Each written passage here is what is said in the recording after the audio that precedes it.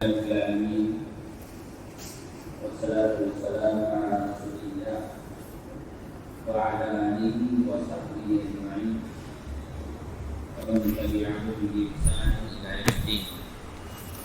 أشهد أن لا إله إلا الله وحده لا شريك له وأشهد أن محمدا عبده ورسوله. أما بعد.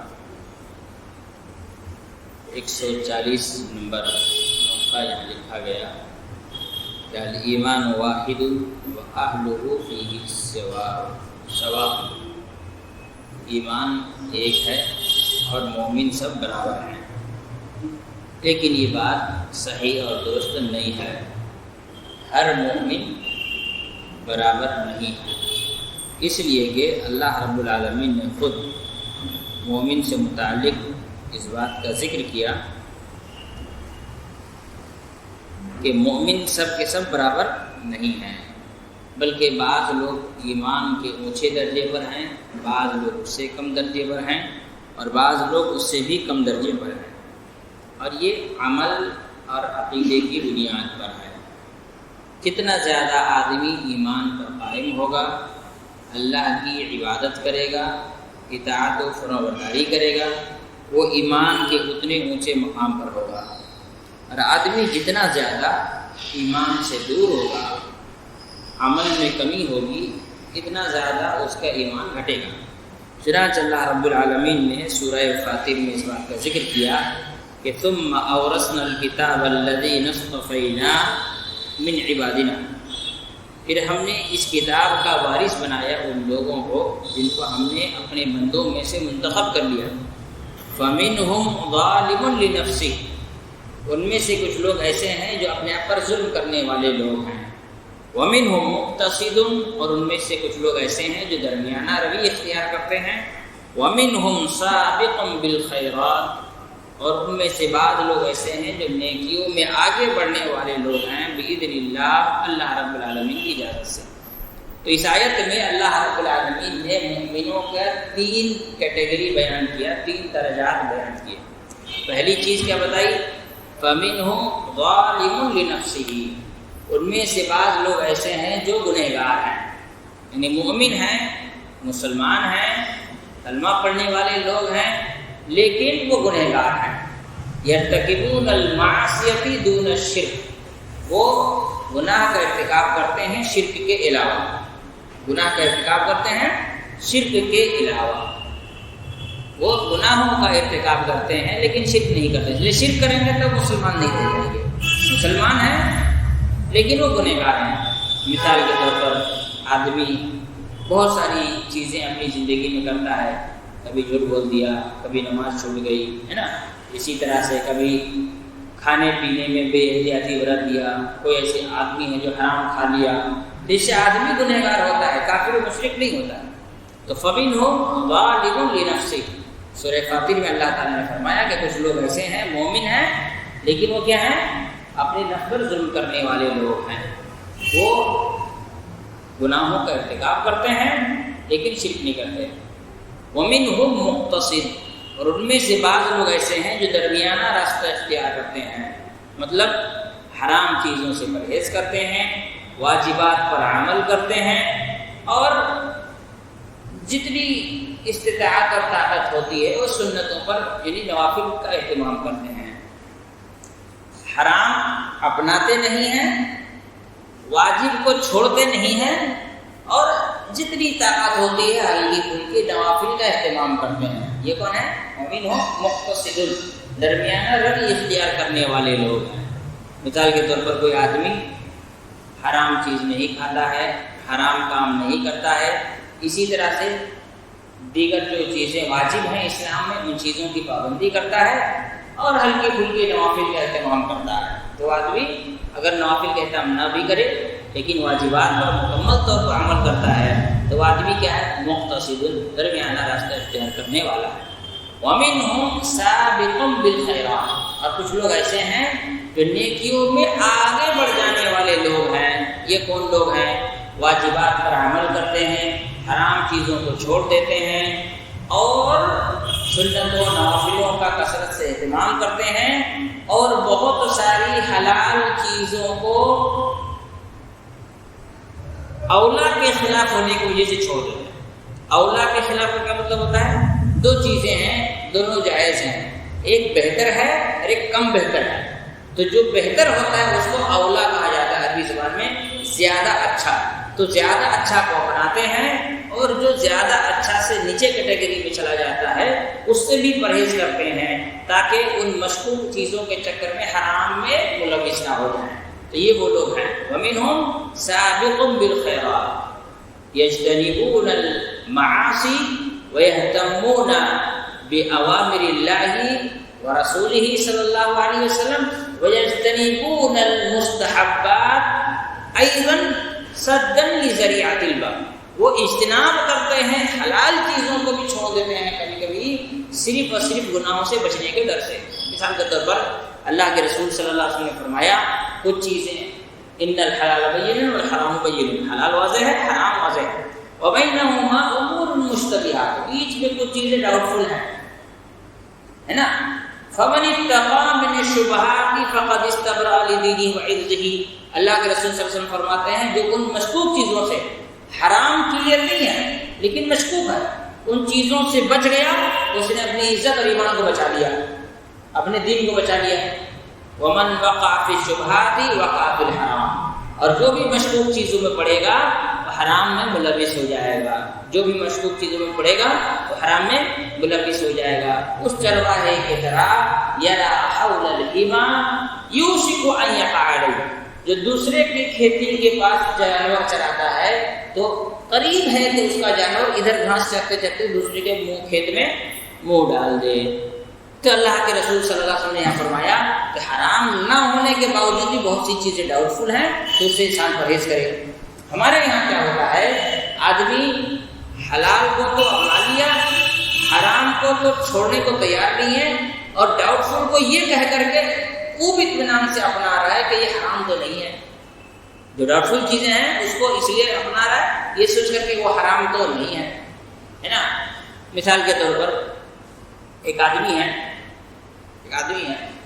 وہ سوچتا ہے کہ خاتون چاہتی ہے کہ وہ حج عمرہ کرنے جائے، ہے نا، لیکن اس کے ساتھ جانے کے لیے کوئی محرمات میں سے نہیں ہے، بیٹا نہیں ہے، شوہر نہیں ہے، باپ نہیں ہے، سگا چچا، سگا ماموں، جو محرمات میں سے وہ نہیں ہے۔ اب وہ سوچے کہ ہم جائیں تو جائیں کیسے، ہے نا؟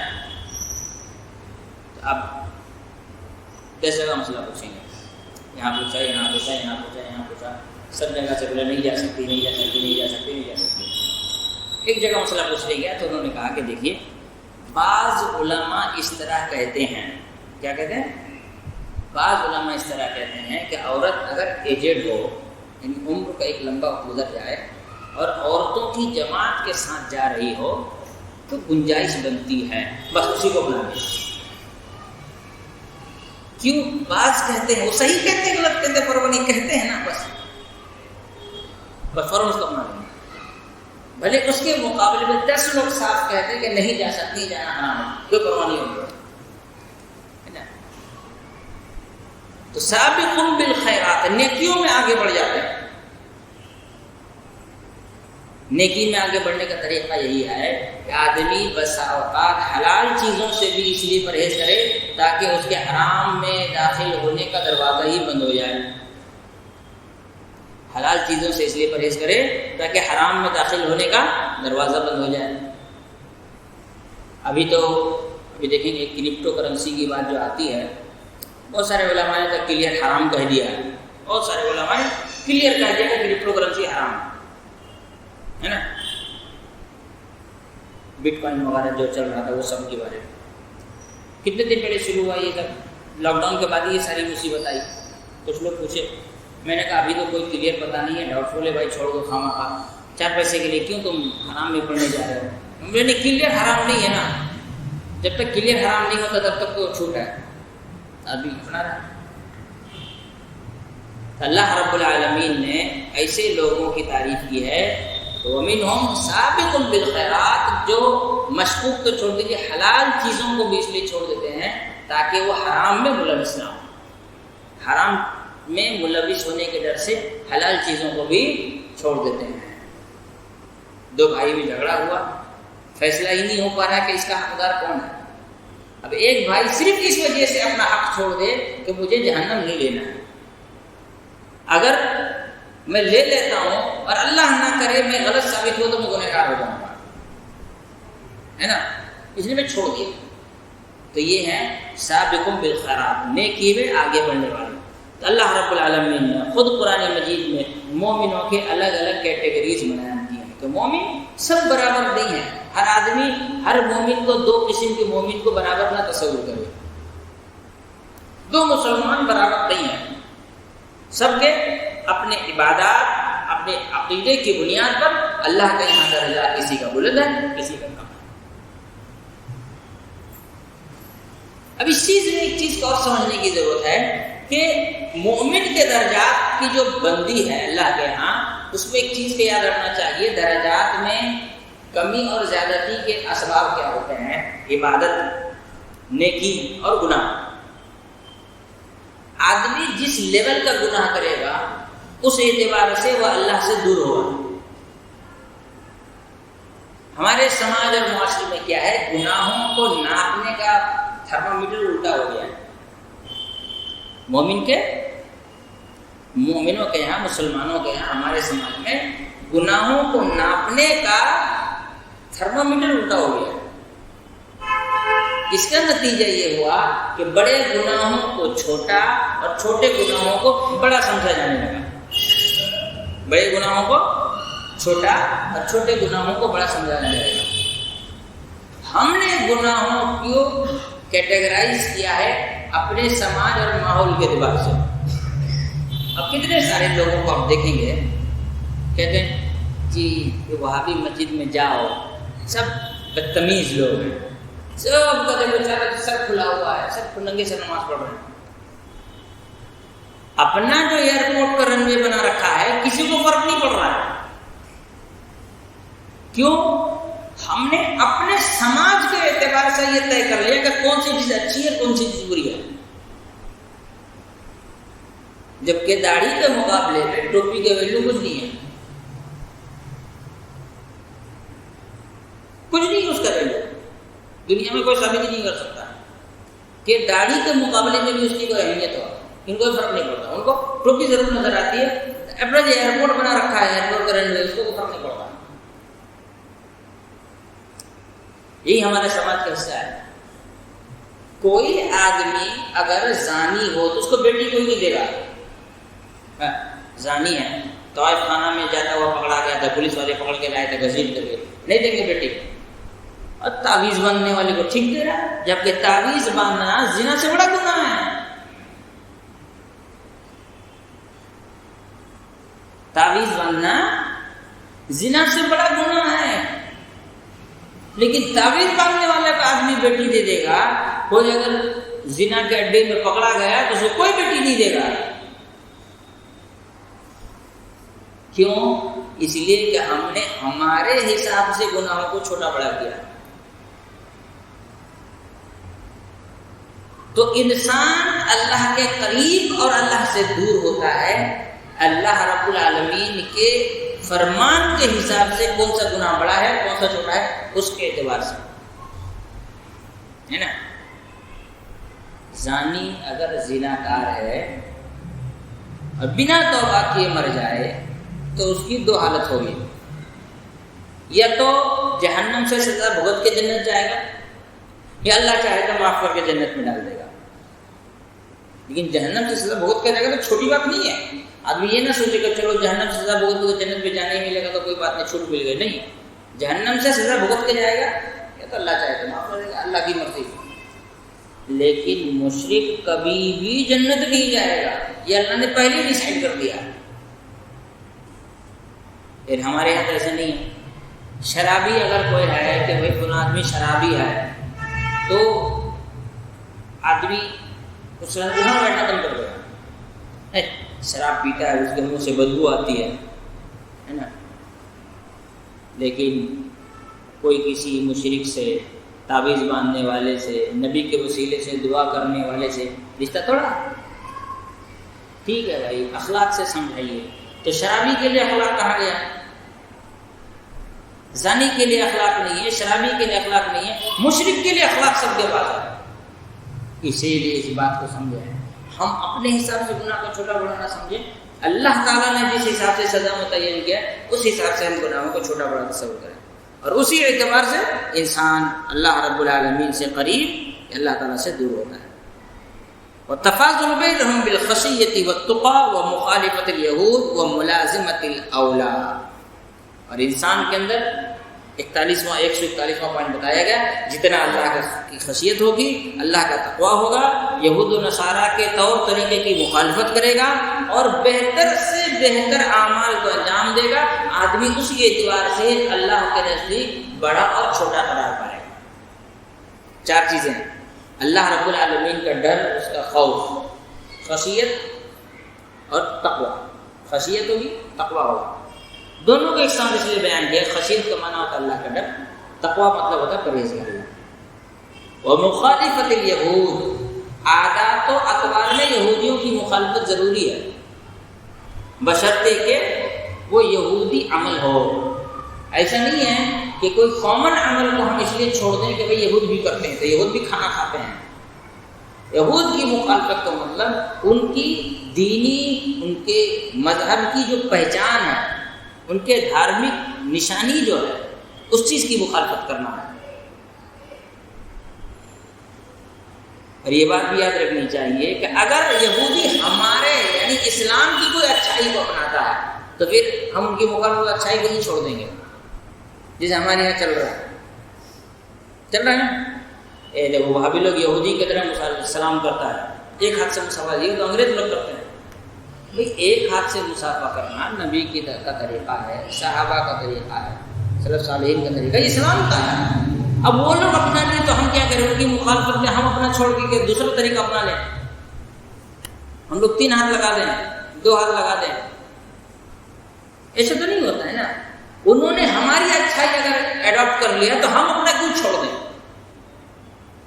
یہودیوں کی مخالفت کے لیے یہ بات یاد رکھیں، یہود کا کسی بھی مذہب کی مخالفت کے لیے یہ بات یاد رکھیں، ان کے دھارمک چنوں کو، ان کے مذہبی نشانیوں کی مخالفت کرنا، جو ان کے مذہبی عادات اور اطوار ہیں اس کی مخالفت کرنی ہے۔ ہر چیزیں مخالفت نہیں کرنی ہے، صرف ان چیزوں میں مخالفت کرنی ہے جو چیزیں ان کے مذہب کا حصہ ہے۔ یہودی بھی کپڑا پہن لیتے ہیں اور کیا کریں، مسلمان کپڑا پہننا چھوڑ دیں۔ اسی لیے اس مسئلے کو بھی مخالفت یہودیوں کی مخالفت وہ ملازمت الاولا، اور 2 چیزوں میں جو بہتر ہے اس کو اپنانا۔ اولا جیسے میں نے بھی کہا کہ جو 2 بہتر چیزیں ہیں، 2 چیزوں میں جو زیادہ اچھا ہے اس کو اپنانا، یہ کیا کرے گا؟ انسان کو اللہ کی نظروں میں بہتر بنا دے گا۔ اس میں 2 چیزوں میں بہتر عمل، مثال کے طور پر آپ کے پاس ٹائم ہے، آپ 2 رکعت تہجد پڑھ سکتے ہیں اور 4 رکعت بھی تہجد پڑھ سکتے ہیں، آپ کے پاس ٹائم ہے، بہتر۔ کیا ہوا تم سب کو پکڑ کے کیا کر رہے ہو؟ گاڑی جس کا درس ہو رہا ہے، درس ختم ہوگا تو آدمی گاڑی ہٹا لے گا، عجیب بات ہے۔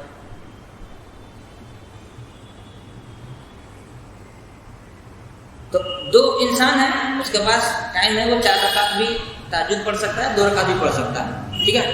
تو ایسے ٹائم پہ بہتر کیا ہے؟ 4 رکعت پڑھ لے آدمی، تو بہتر کو اپنا لے۔ ایک آدمی ہے مثال کے طور پر، وہ ایک جگہ بیٹھا ہے، کھانا کھا رہا ہے، اب اس انسان کے لیے یہ پتا ہے کہ یہ جو دکان والا ہے، دکاندار، یہ نیو مارکیٹ سے چکن لاتا ہے۔ عام طور پر نیو مارکیٹ میں جو چکن کی دکان ہے مسلمان، میں مثال دے رہا ہوں، کوئی ایسا نہ سوچے کہ نیو مارکیٹ میں دکان میں مسلمان بول کے حلال سرٹیفکیٹ دے رہا ہوں، نہیں، مثال کے طور پر جیسے عام طور پر کہتے ہیں بھائی آپ کو چکن حلال، ہاں میں نیو مارکیٹ سے لایا ہوں، مثال کے طور پر لگتا ہے کہ ہاں نارملی یہ نیو مارکیٹ سے لاتے ہیں، وہاں مسلمانوں کی دکان ہے، وہاں سے لوگ چکن لا کے بیچ رہے ہیں، ٹھیک ہے۔ ایک غیر مسلم کی دکان میں آپ کھا رہے ہیں، مان لیتے ہیں کہ وہ وہاں سے لاتا ہے، آپ کو پتا ہے وہاں سے وہ چکن لاتا ہے، لا کے بناتا ہے، بیچتا ہے، اس کے باوجود وہ تو غیر مسلم ہے، جھوٹ تو بول ہی سکتا ہے اپنا سامان بیچنے کے لیے۔ بہتر کیا ہے آپ وہاں پہ نان ویج نہ کھائیں، ویج کھا لیجیے، نان ویج مت کھائیے۔ غیر مسلم کا ہوٹل ہے، آپ اس سے پوچھ لیے کہ بھائی آپ کے دکان میں سور بنتا ہے، تو اس کو پتا ہے کہ مسلمان کو پتہ چل جائے کہ میرے یہاں سور بنتا ہے تو کھانا نہیں کھائے گا۔ آپ نے پوچھ لیا نہیں ایسا کچھ نہیں، ہمارے یہاں ایسا کچھ نہیں، لیکن آپ کو تو پتا ہوتا ہے ہندو ہے، اس کو تو بزنس کرنے سے مطلب ہے، وہ تو اپنا دکان چلانے کے لیے جھوٹ بھی بولے گا۔ تو ایسی صورت میں آپ کیا کریں گے؟ اس صورت میں آپ کیا کریں گے؟ بہتر کیا ہے آپ وہاں مت کھائیے، آپ وہاں پہ مت کھائیے۔ تو اولا بہتر چیزوں کو اپنائیے، جس کو ہم کیا کہتے ہیں سیف سائڈ کریے۔ کیا کہتے ہیں؟ سیف سائڈ سے کریے کہ ٹھیک ہے ہو سکتا ہے کہ اس کے یہاں پہ جو مٹن ہو چکن ہو حلال ہو سکتا ہے، 99% پاسبل ہے کہ حلال ہے، 1% حرام کی گنجائش ہے، ہم اس سے بچ جائیں، نقصان تو نہیں ہوا۔ لیکن اگر ہم کھا لیے اور 1% میں اگر وہ نکل گیا حرام تو کیا کیجیے گا؟ ہے نا، اس لیے کہ وہ غیر مسلم ہے، اس لیے اولا اور بہتر چیز کو اپنانا۔ والمؤمنون كلهم اولیاء الرحمن واکرمهم عند اللہ اتبعهم واتبعهم للقرآن۔ میرے 142 نمبر میں بتایا گیا کہ جتنے بھی دنیا میں مومن ہیں سب اللہ، سب کے سب اللہ کے دوست ہیں، اللہ کے ولی ہیں۔ اللہ کا ولی ہونا کسی خاندان کی اجاراداری نہیں ہے کہ فلاں خاندان میں پیدا ہوگا تبھی اللہ کا ولی ہوگا، ہے نا، فلاں کا پوتا ہے، فلاں کا لکڑ پوتا، پکڑ پوکا، 70 پوکا سب لگا ہوا ہے نا۔ ہماری 27ویں پشت میں جا کر کے حضرت اویس قرنی سے ملاقات ہوتی ہے، اس لیے اللہ کا ولی ہے۔ قرآن نہیں پڑھنا آتا، حدیث کا علم نہیں ہے، نماز نہیں پڑھتا، دعا درود نہیں پڑھتا، لیکن وہ پیر ہے بھائی، کیوں؟ اس لیے کہ 27ویں پشت میں وہ اویس قرنی رحمۃ اللہ علیہ سے اس کا رشتہ جا کے مل جاتا ہے۔ دیکھو واقعہ یاد ہے، یہاں پہلے اسپریچول کی جب یہاں تھا، ابھی تو ادھر چلا گیا، تو ایک آدمی تھا جب سینہ چوڑا کر کے بول رہا ہم لوگ قریشی ہیں، ہم لوگ مکہ سے آئے ہیں۔ ہم بولے ہم لوگ جنت سے آئے ہیں۔ بولے کیا مطلب؟ بولے آدم علیہ السلام تو جنت میں تھے نا، ہم لوگ وہی سے جنت سے آئے ہیں۔ بولے تو ہم بھی ہیں۔ بولا اتنا دیر کے بعد بول رہے ہو، تب تک تو میں نے وائٹ بال پہ باؤنسر میں 6 مار ہی دیا، اب کیا کرو گے تم کوئی کر؟ یعنی یہ کوئی بات ہے؟ اللہ کا ولی ہونا یہ کسی خاندان کی وراثت نہیں ہے کہ چونکہ ہمارا رشتہ 18 پشتوں کے بعد فلاں اللہ کے ولی سے ملتا ہے اس لیے ہم بہت نیک ہیں۔ عقیدۃ الواسطیہ میں امام ابن تیمیہ رحمۃ اللہ علیہ نے یہاں ذکر کیا ہے کہ اللہ کے رسول صلی اللہ علیہ وسلم کے خاندان کے لوگوں سے محبت کرنا چاہیے۔ تو اس کی تشریح میں شیخ صالح فوزان الفوزان حفظہ اللہ لکھتے ہیں کہ ان کانوا یتبعون کتاب اللہ و سنت رسولہ، اگر کوئی آدمی اللہ کے رسول صلی اللہ علیہ وسلم سے کے خاندان سے ہے، سید خاندان سے، چاہے حضرت حسن کے نسل سے ہو یا حضرت حسین کے نسل سے ہو، اگر وہ نبی صلی اللہ علیہ وسلم کے خاندان سے ہے تو محبت ہوگی اس شرط پر کہ وہ توحید پر قائم ہیں، وہ سنت پر عمل کرتے ہیں۔ اگر کوئی نبی کے خاندان کا آدمی ہو، شرک کرتا ہو، مزاروں پہ جا کے چادریں چڑھاتا ہو، مجاور بنا ہو، قبر کی کمائی کھاتا ہو اور بدعات و خرافات میں مبتلا ہو، تو اس سے محبت کرنا شریعت ہمیں اس کے حکم نہیں دیتی ہے۔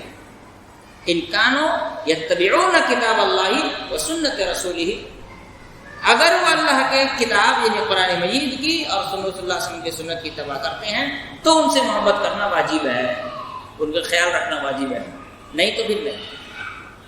ہمارے یہاں دیکھیں گے مزار پرستوں میں سیدوں کی لائن لگی ہوئی ہے، اور کوئی اپنے نام میں سید لکھ لے تو پھر دیکھ لیجئے دادا کی عمر کے لوگ آ کے ہاتھ چوم رہے ہیں۔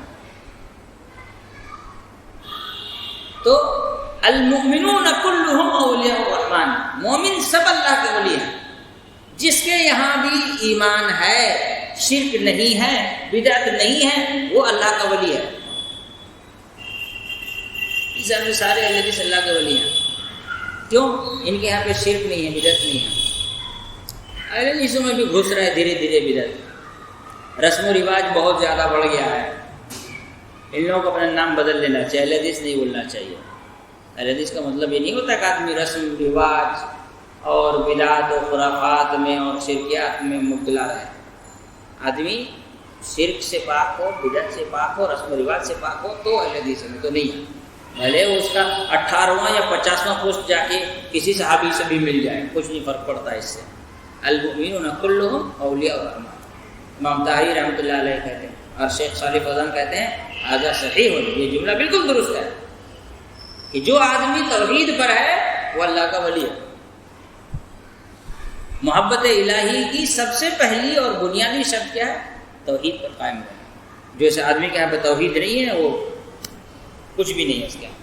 وَأَكْرَمُهُمْ عِنْدَ اللَّهِ، لیکن ان میں بھی اللہ رب العالمین کے نزدیک سب سے زیادہ اللہ کا قریبی اور مقرب اور عزت دار بندہ ہوا ہے أَطْوَعُهُمْ، ان میں جو سب سے زیادہ اللہ رب العالمین کی قربت کو حاصل کرنے کے لیے فرض کے ساتھ جتنا زیادہ نوافل کا اہتمام کرے گا اتنا زیادہ اللہ تعالیٰ کے قریب جائے گا۔ وَأَتْبَعُهُمْ لِلْقُرْآنِ، اور قرآن مجید کی جو اتباع کرے گا۔ کیوں؟ اللہ کے رسول صلی اللہ علیہ وسلم نے فرمایا حدیث قدسی میں کہ اللہ تعالیٰ نے فرمایا وَلَا يَزَالُ عَبْدِي يَتَقَرَّبُ إِلَيَّ بِالنَّوَافِلِ، اور بندہ مسلسل نفل نماز کے ذریعے، نفل عبادتوں کے ذریعے، نماز نہیں نفل عبادتوں کے ذریعے میرے قریب ہوتے چلا جاتا ہے۔ فرائض کے بعد نفل عبادت جتنا زیادہ آپ کریں گے آپ اللہ سے اتنا قریب ہوتے چلے جائیں گے۔ لیکن شرط اول کیا ہے؟ توحید، اور دوسرا فرائض۔ ایسا نہیں ہے کہ آدمی فرض چھوڑ دے اور نفل پر نفل پڑھا چلا جائے جیسے ہم لوگ کرتے ہیں۔ تاخرات میں ماشاء اللہ مسجد بھری ہوئی ہے اور فجر میں دیکھو تو گراؤنڈ فلور چھوڑ کے فرسٹ فلور میں ایک سب، اور تاخرات میں پوری مسجد بھری ہوئی ہے۔ تو بھائی تاخرات میں جو آپ نے تہجد کی نماز پڑھی یہ نفل ہے، اور فرض کیا ہے؟ فجر کی نماز کیا ہے؟ فرض ہے۔ آپ فجر کی نماز کو گھر میں سحری کھا کے پڑھے کہ نہیں پڑھے، یہ لمبا لیٹ گیا پتہ بھی نہیں، ایسا لیٹ جیسے مردار لیٹتا ہے، پھر اٹھتا نہیں ہے، سیدھا 12 بجے اٹھ رہا ہے، اور تہجد میں تاخرات میں ماشاءاللہ رو رو کے آمین آمین کہے جا رہے ہیں۔ ایسا نہیں ہوتا ہے، پہلے فرض اس کے بعد نفل۔ اسی لیے کہا اکرمہم اتوعہم، جو جتنا زیادہ نفل پڑھتا ہے فرض کے بعد، اس لیے کہ فرض تو فکس ہے نا، اس سے زیادہ نہیں پڑھ سکتے۔ ایسا تو نہیں اللہ کے قریب ہونے کے لیے 6 ٹائم کی نماز پڑھ لے یا 8 ٹائم کی نماز پڑھ لے، فرض تو اتنا ہی ہے جتنا ہے، اس سے زیادہ فرض نہیں ہو سکتا، اس کے علاوہ جو ہوگا نفل ہوگا۔ تو جتنا زیادہ آدمی نفل کا اہتمام کرے گا اتنا زیادہ اللہ رب العالمین قریب جائے گا۔ اتبعہم للقرآن، اور جتنا زیادہ قرآن مجید کی اتباع کرے گا، یعنی اللہ کے حکم کی اتباع کرے گا۔ اور قرآن مجید کی تابع کیا ہے؟ حدیث رسول، یعنی شریعت کی تابع داری کرے گا اتنا زیادہ وہ اللہ کے قریب جائے گا۔ اس میں دونوں باتیں اکٹھا جوڑ دیے انہوں نے۔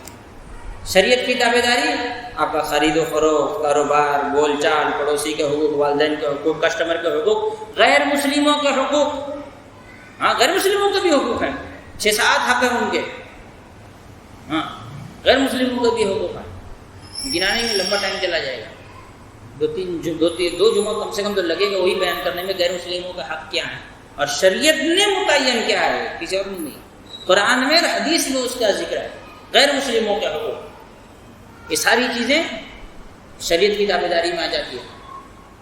اور اتبعہم، زیادہ سے زیادہ نفل پڑھنے والا، مطلب جو آدمی سنن رواتب کا اہتمام کرے، فجر سے پہلے 2 رکعت، ظہر سے پہلے 4 رکعت، ظہر کے بعد 2 رکعت، مغرب بعد 2 رکعت، عشاء کے بعد 2 رکعت، پھر اس کے علاوہ وتر پڑھتا ہے، تہجد پڑھتا ہے، اسی طرح سے تحیۃ المسجد پڑھتا ہے، اسی طرح سے چاشت وقت کی نماز پڑھتا ہے، اشراق کی نمازیں پڑھتا ہے، جمعرات اور سوموار کو روزے کا اہتمام کرتا ہے، 13، 14، 15 کا ہر تاریخ کے چاند کے اعتبار سے روزوں کا اہتمام کرتا ہے، عاشورہ کا روزہ رکھتا ہے، 1 سے لے کے 9 تک ذی الحجہ کے روزے رکھتا ہے، اور اس طرح سے جو روزوں کا بیچ بیچ میں جب بھی موقع ملتا ہے نفل روزوں کا اہتمام کرتے رہتا ہے۔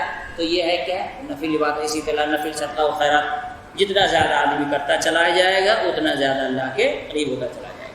لیکن جتنے بھی مومن ہیں وہ سب اللہ کے پسندیدہ بندے ہیں، اسی لیے اللہ نے کہیں کہا ان اللہ یحب المتقین، کہیں کہا ان اللہ یحب التوابین، کہیں ان اللہ یحب المتطہرین، ہے نا، ان اللہ یحب المحسنین۔ الگ الگ انداز میں اللہ تعالیٰ نے اس بات کو بیان کر دیا کہ جو بھی مومن ہے اللہ سب سے محبت کرتا ہے، لیکن محبت کم زیادہ ہے اس کے اعمال کے اعتبار سے۔ اللہ رب العالمین سے دعا ہے اللہ تعالیٰ ہم تمام لوگوں کو سمجھ